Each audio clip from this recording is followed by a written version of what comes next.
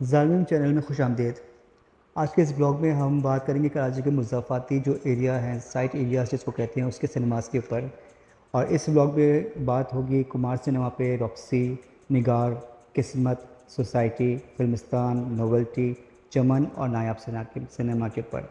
Napier road पे वाक़ Roxy cinema कुछ अर्से पहले जब इधर से गुज़र हुआ था तो उस वक्त ये सिनेमा बंद था और इसकी हालत बहुत ही नागुफ्ता थी। इसमें समझेंगे कचरे का ढेर आस-पास जमा किया हुआ था और सफाई का कोई इंतज़ाम नहीं था। अंदर से भी टूट-फूट का शिकार था और बाहर जो है वो ज़ंजीर की लगाई हुई थी, ताले लगे हुए थे, लेकिन अंदर से उसका थोड़ा बहुत स्ट्रक्चर दिख रहा था। तो सोचा चलो जब व्लॉग के लिए बनाने के लिए आऊँगा तो इसको जो है प्रॉपर तरीके से शूट करूँगा। उसके बाद अब जब कि टाइम मिला और मैं गया हूँ तो मुझे देख के बड़ी हैरत हुई कि वो तो बिल्कुल ही ख़त्म हो गया और चिटल मैदान वहाँ पे पड़ा हुआ था। बिल्कुल खाली मैदान हो चुका है, आप देख सकते हैं व्लॉग पे कि अब ये जो एरिया है पूरा इतना बड़ा, वो रॉक्सी सिनेमा ख़त्म हो चुका है और वहाँ पे अब ये एरिया सारा पार्किंग के तौर पे इस्तेमाल हो रहा है। सो गाड़ियाँ यहीं पे पार्क हो रही हैं और ये है। और रॉक्सी सिनेमा जो है वो ज़ाहिर है अपने जो शो के वक्त में तो बहुत अच्छा सिनेमा रहा होगा, लेकिन नेपी रोड पे जो है ये आई थिंक ये सिर्फ पश्तो फिल्मों की हद तक ही था और पश्तो फिल्में इस पर ज़्यादा चलती थी और बहुत अच्छा था और काफ़ी देर तक इस सिनेमा पे पश्तो फिल्में चलती रही हैं और बहुत देर बाद ये सिनेमा बंद हुआ है। जूना मार्केट में वाक़ निगार सिनेमा अपने वक्त का बहुत मशहूर सिनेमा और एक मरकज़ी हैसियत हासिल थी मुज़ाफ़ाती एरिया के सिनेमास में इसको। हर नई और उर्दू और पंजाबी फ़िल्म जो है यहाँ पे लगा करती थी और काफ़ी इससे बाद फिर जो उर्दू और पंजाबी फ़िल्मों का दौर ख़त्म हुआ तो ये पश्तो फ़िल्मों पे आ गया और पश्तो फ़िल्में यहाँ पे काफ़ी हद तक चलती रही थी और बहुत अरसे तक चलती रहीं। उसके बाद कुछ अर्से बाद ये बंद हो गया और बाहर से ताला लग गया है इसको और जो इसका मेन गेट है वहाँ पे भी जो है सब बंद हो गया है। वहाँ पे उन्होंने मार्केटें और दुकानें बना दी हैं। अंदर की तरफ जब पीछे जाके देखा तो उन्होंने अलाउ नहीं किया शूट करना और दूसरी बात ये कि वो जो सारा अंदर हॉल अभी भी मौजूद है लेकिन वो एज ए गोदाम इस्तेमाल हो रहा है और फ्रूट मंडी के तौर पे इस्तेमाल हो रहा है। सो बहरहाल ये कि निगार एक वक्त का अपने मशहूर बड़ा सिनेमा था, अच्छा सिनेमा था और एक वक्त था जब इस फिल्म यानी ये वो सिनेमा था जिसमें अदाकार जो है वो अब फिल्म प्रमोशंस के लिए आया करते थे। नेपियर रोड पे ही वाक़ कुमार सिनेमा बहुत पुराना सिनेमा था और नाम से भी अंदाज़ा होता है कि मेरे ख़्याल में प्री पार्टीशन के दौर का सिनेमा था और अपने वक्त का बदनाम ज़माना सिनेमा भी रहा क्योंकि यहाँ पे डबल प्रोग्राम्स चला करते थे और गैर अखलाकी फ़िल्मों के हवाले से मशहूर था और बहुत अरसे से ही जो है इस तरह की फ़िल्में चली। मुझे याद पता है कि जब से मैंने होश संभाला तब तक यहाँ पे वो इस तरह की फ़िल्में चलती रहती थी, डबल प्रोग्राम्स और इस तरह की सारी चीज़ें जिस पे सारी फैमिली कभी रुख नहीं करती है।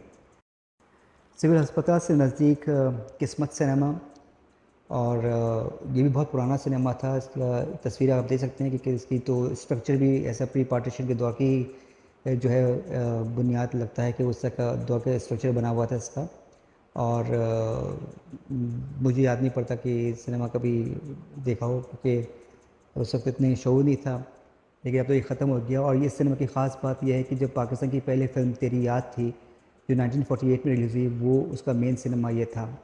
आप पिक्चर में भी देख सकते हैं इसको।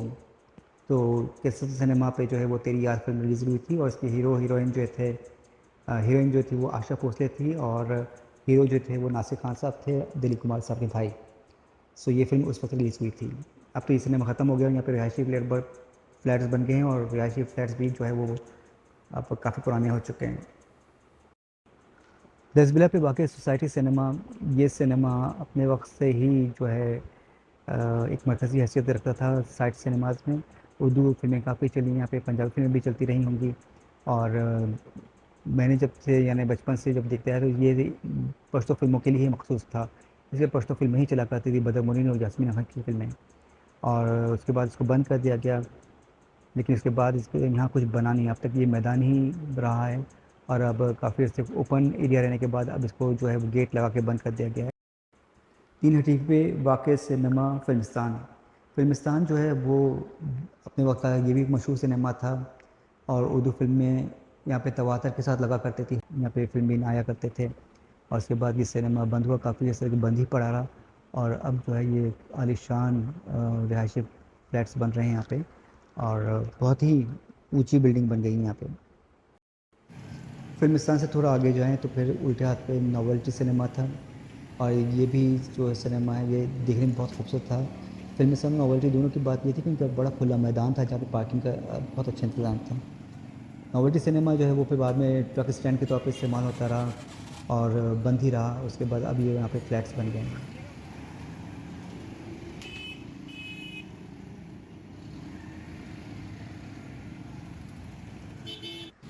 बल्दिया के इलाके में चमन सिनेमा जो है वो था, काफ़ी अरसे से बंद था, बल्कि बहुत अरसे तक ये बंद ही रहा।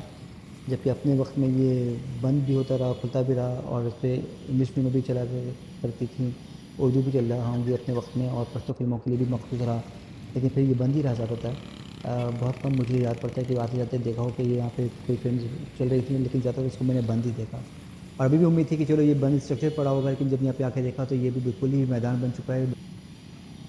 नाज़िमाबाद का मशहूर सिनेमा नायाब, और नायाब सिनेमा का ज़िक्र अपने पेरेंट्स से सुना करते थे, क्योंकि उस वक्त वो नाज़िमाबाद में ही रहते थे, हैदरी की साइड पे। तो काफ़ी वालदा और ज़िक्र करती थी कि बहुत फिल्में देखी नायाब में भी, शिमारा, मोहम्मद अली की साइका और ये सब इस तरह की फिल्में।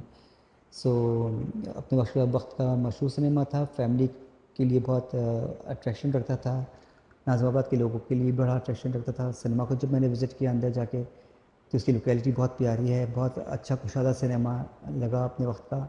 और लगता है कि फैमिलीज़ आया करती होंगी, बहुत अच्छी फिल्में यहाँ पे लगा करती होंगी, और काफ़ी अर्से तक चला करती होंगी फिल्में।